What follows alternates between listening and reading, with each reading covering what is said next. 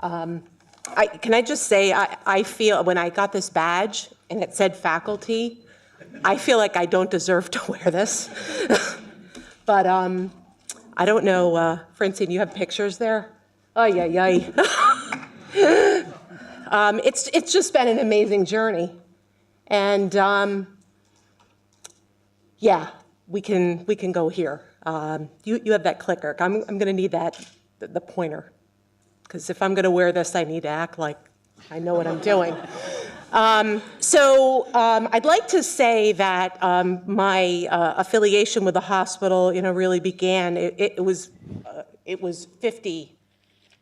54 years ago, and first of all, I'd like to thank my family for being here. My husband Ralph, the 8-year survivor of this disease.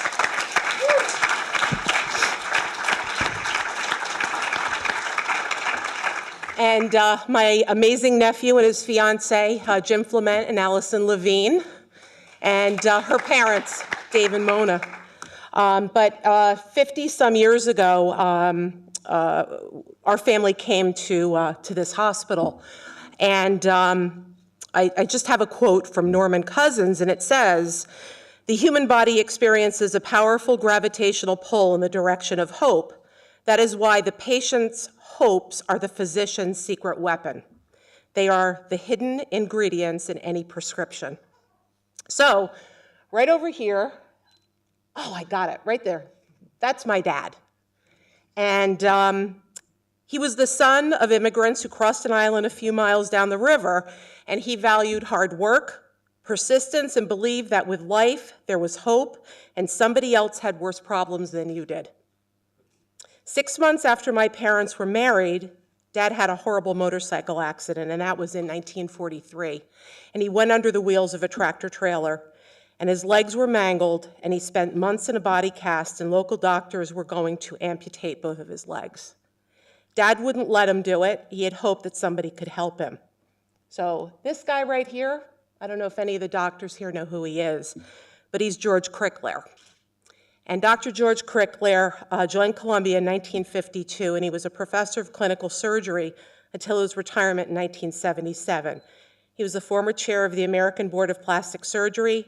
He was the former president of the American Society of Plastic and Reconstructive Surgeons, and he was the founder of the Information Council on Fabric Flammability. George was best known as a leading advocate of fire-resistant clothing for children's sleepwear, and he was named to a national advisory committee that helped create the federal safety standards in the Flammable Fabrics Act. He was the husband to Ellie and the father of 6 children. And so hope is how Dad met George. George and his team right across the street in Harkness saved my father's legs. And they became friends, and Dad held George up when his son John was killed in Vietnam in 1969. And after their retirement, they spent the 70s and 80s driving up Route 87, contemplating what the purple loosestrife, really what the name was for that purple stuff, and my father named it purple salvia, which is a whole family story, and George believed him. But they would go to George's farm, and their idea of a good time was tinkering on every piece of machinery, making spaghetti sauce, chopping wood, playing with machinery, and fixing everything. And George told my father, the mechanic, "John, you've got magic hands." And my father said, "No, George, look at yours. You saved my life." And when my dad died in 1990, calling George in Florida was the hardest phone call I ever made. And he arrived the next morning at my mom's house with his daughters, Carol and Mary, and didn't leave us for a week. So the recipe Dad and George had for tomato sauce is a great analogy. For teamwork, it starts with great tomatoes. It's the foundation. But then you get really good stuff to put in it. Season it with some garlic, salt and pepper, oregano, and put sugar. All of us good Italians know that. And you throw in a piece of pork, some meatballs, cook it slow, and with love and hope, it's going to be better than the last batch. So with that, we backdrop and we fast forward a little bit, and I just have another quote, and it's by Voltaire. And it's it's simple, and it says, those who are occupied with the restoration of health to others by the joint exertion of skill and humanity are above all the great of the earth. They even partake of divinity, since to preserve and renew is almost as noble to create. So right here, she was perfect. She was the RN with magic hands. She was a NICU nurse. She was Cornell trained. She was the wife to Jim's sister, mother to Jim Jr., and she was my sister. She was the most compassionate, patient-driven, divine, perfect soul I ever knew. She taught me everything I need to know about nursing, and when the time to be her advocate was upon me, I had enough knowledge and skill for her teaching to step to the plate, although I never in a million years could do what she was capable of doing. Lung cancer took her in 1997. Jimmy was in college, and my two promises to her were to take care of her husband and son, and I promised I'd do something to help people with cancer, but I had no idea what it would be. So then came the man up in the street, my soulmate. I knew it the first time I saw him. Both of us were divorced, and after a short courtship of 11 years, because he's just a little indecisive, and prodding from my sister's husband, my nephew is some of that trait too, but that's a whole nother movie. Oddly, I got an engagement ring and we got married the year before Ralph got sick. So oddly enough, I'm a human resource director, so I said to Ralph, we need to do wills and get healthcare proxies in place. And he thought that was a little odd thing to do, instead of going on a honeymoon, but we went and we did that. And lo and behold, the annoying pain in his back started in September 2004. And the local doctors, and I'm not going to knock the local medical community or any community because we just know that so much needs to be done with this disease, but they missed it. And we hear the story over and over again. And when the second bout of pancreatitis happened to Ralph, and he called me and he said, I have a hypoechoic mass on my pancreas. I was at work, and you can see, I think right here, I Googled, and that's when it happened. That was the day. He was in the hospital, and poof, the pancreas center comes up. And this was Dr. Stevens' page.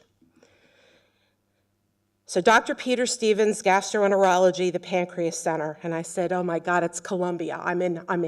It's Dad, it's George. They're going to take care of me. I'm going to be okay. So I couldn't get here fast enough. And I called, and I went into HR mode. And I think Dr. Allendorf can attest to it. I'm the queen of the white binders. So I made a binder, and I put every piece of Ralph's medical record together. And I made an appointment, and we got down here. And within the week, we were at Dr. Stevens' office. And he was 3 hours late for the appointment. And for those of you that know and love our great friend Dr. Stevens, people were yelling and cursing, and I would have waited a month, to see him.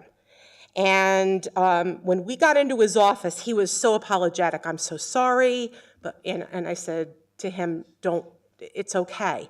And my husband and I, we both have pretty bizarre senses of humor, but Ralph looked at him and he said, is this the pancreas store?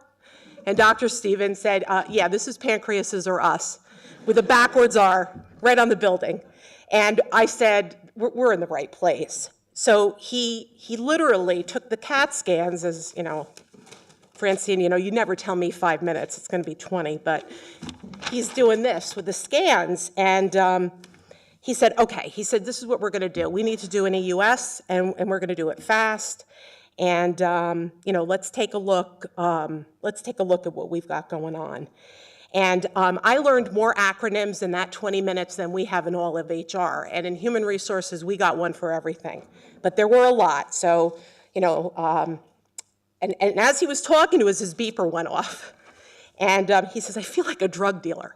And we were laughing, at this, what was a really difficult situation. We found ourselves for the first time relieved that there was going to be a plan, and he did the EUS for Ralph, and he couldn't he couldn't get to the tumor. Ralph's tumor was in the center of his pancreas, and Dr. Allendorf can tell you more specifically, and I won't even be able to pronounce that D word, duodenum. Did I get it? But thank you.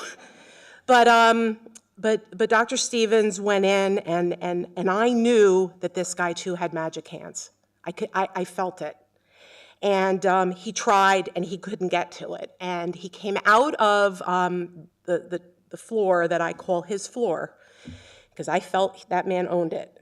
And he said, "It looks angry, Mariann." He said, I think it's pancreas cancer, and I lost it. And he put his arms around me, and he said, "You need to make an appointment with our surgical staff. I'm reviewing this with them at our Thursday conference." And I went, yes, there's a team. And I knew it. And there was a group of people that together would stir that pot of all those really good ingredients and come up with a plan of what was going to work for my husband. So he said to me, he goes, "I've got one more piece of advice for you. Stay off the internet." That's like telling a dog not to bark. But he said, "Don't, just have faith." He goes, "We're going to come up with something." So it was Christmas week, and we met Dr. Allendorf. So it was pretty much, "Merry Christmas, Dr. Allendorf. Here's your white binder." And he looked at the scans, and in the most compassionate, caring voice, filled with conviction, he looked at us and said, "If Dr. Stevens thinks this is a tumor, it's good enough for me." And, we talk about that inner, that knowledge, that being brave to move forward. And he said he spelled out for us exactly what was involved, and Ralph was like, he's like, "Let's do it. Let's get it done." So Dr. Allen said one thing. He said, I have to go away. He said, "I don't want to do surgery on you and leave you alone." Like, my God, what an amazing person to want to give him that gift. So we get that morning of Ralph's surgery, and it was a snowy January morning, and we live in Monticello, like we're all the way up there. And we drove down for the 6 a.m. surgery, and the nurses were running around in the pre-op, and one of the nurses came in and said to me, "Who's a surgeon?" And I said, "Well, it's Dr. Allendorf." And this is no offense to any of the other doctors here in the room, because there's many great ones. This nurse looked at me and she said, "He's the best. He's one of the best. He's going to be chief and run this place someday." So, Dr. Allendorf, I never told you that. But I'm going to tell you that my sister used to tell me that when you want to know about a doctor, ask the team behind him. And she said, when that came to me, I looked to heaven and I said, "Thank you for that sign. This is going to be okay." So again, this picture was snapped with Ralph and Dr. Allendorf and Dr. Stevens at one of these awareness events. And if I was to sum up how I feel about these guys, I can't even describe it, but I read this quote by Wilfred Trotter, and it said, "The first quality to be named must always be the power of attention." It's about being what I feel is a great doctor. And it's of giving one's whole mind to the patient without the interposition of anything of oneself. It sounds simple, but only the very greatest doctors ever fully attain it. The second thing is to be striven for is intuition. It sounds an impossibility, but who can control that small, quiet monitor? But intuition is only interference from experience stored and not actively recalled.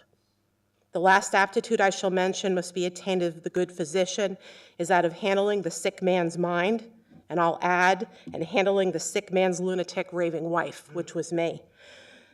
But, as Ralph started to recover, we didn't have $50 million to add a new wing onto this hospital, but what we had was our voices. And Ralph said, "I have no intention of dying. I'm going to make it, and we're going to try to make a difference."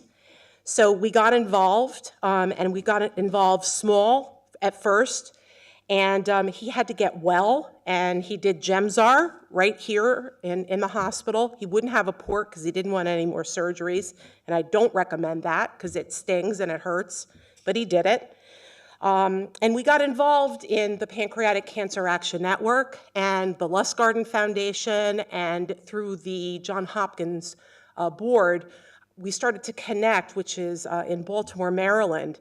And it's a hard place to go, but we were able to meet people from all over the country and to begin to become connected and to start to build a community. And we were getting phone calls.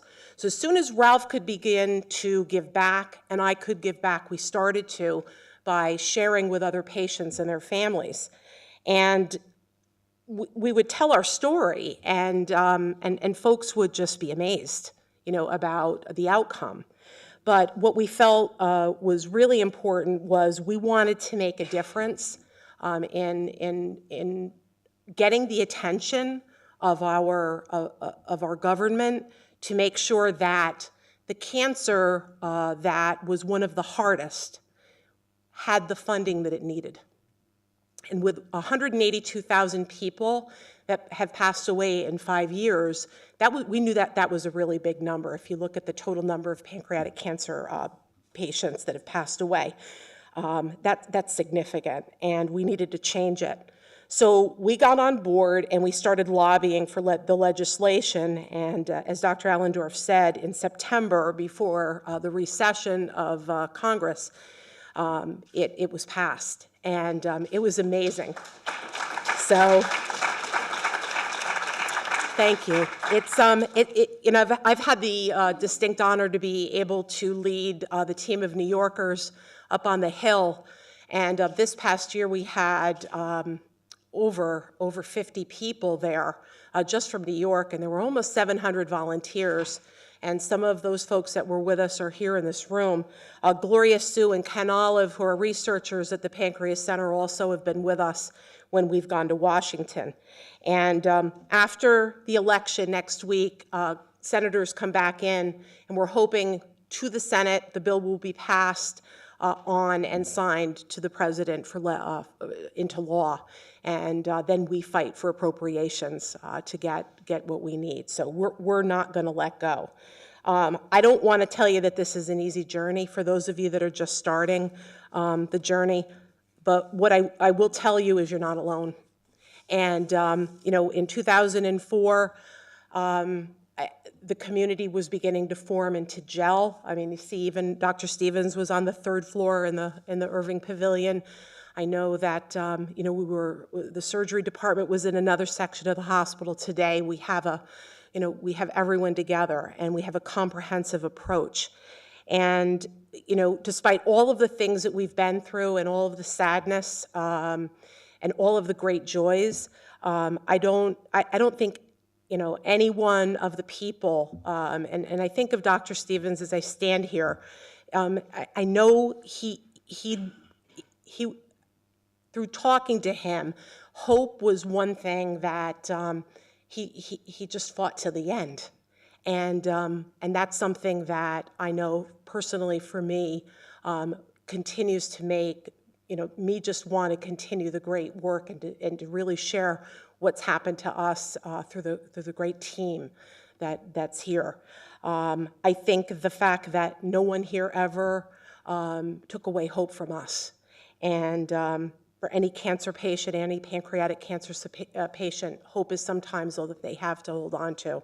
So I just want to say to anyone that's sitting out there, if you are here for the very first time, I know you're scared, and we're here to walk that walk with you, and I thank you all very much for having me.